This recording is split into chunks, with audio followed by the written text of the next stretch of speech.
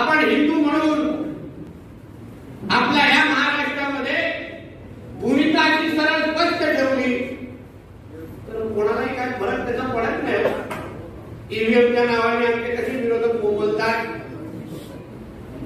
हजम होत नाही का हिंदू समाज एकत्र येऊन कसं मतदान करू शकतो।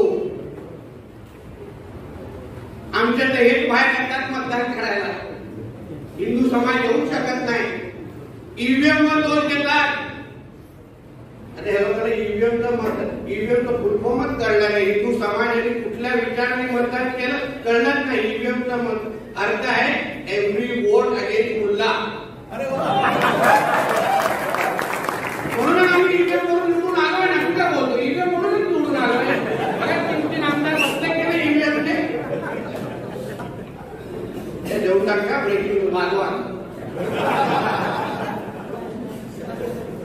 हिंदूंना सुरक्षित ठेवणं, हिंदूंना आर्थिक सक्षम करणं ही आमच्या सगळ्यांची भूमिका असल्यामुळे त्या दिशेने आम्ही सगळेजण वाटचाल करतो।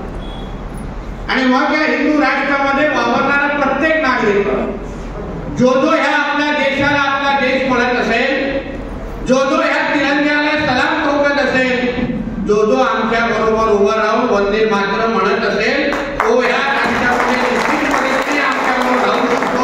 ही आमची भूमिका आहे। पोटापाण्याचा विचार करा, आपण त्याच्या अगोदर आपल्या धर्माबद्दल विचार करून आपलं आयुष्य जगा। आपला धर्म आपला प्राधान्य असलाच पाहिजे।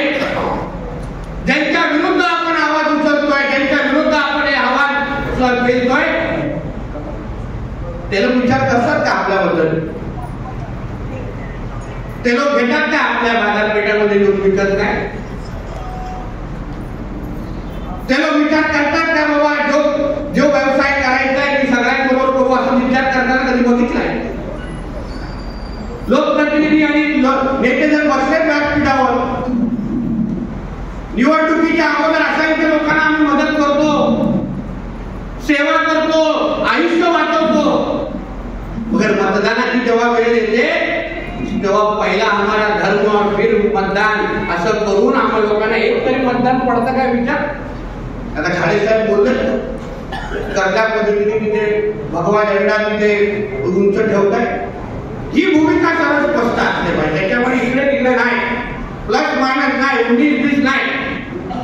जे आहे हिंदुत्वाच्याच नावाने आम्ही चालणार आहोत, हिंदुत्वाच्याच नावाने आमचं राज्य प्रगती करणार, प्रगती होणार आहे, हिंदुत्वाच्याच नावाने आमचं राज्य पुढे जाणार आहे। ही भूमिका सरळ स्पष्ट आमच्या राज्याचे हिंदुत्वाचे मुख्यमंत्री देवेंद्र फडणवीस साहेबांनी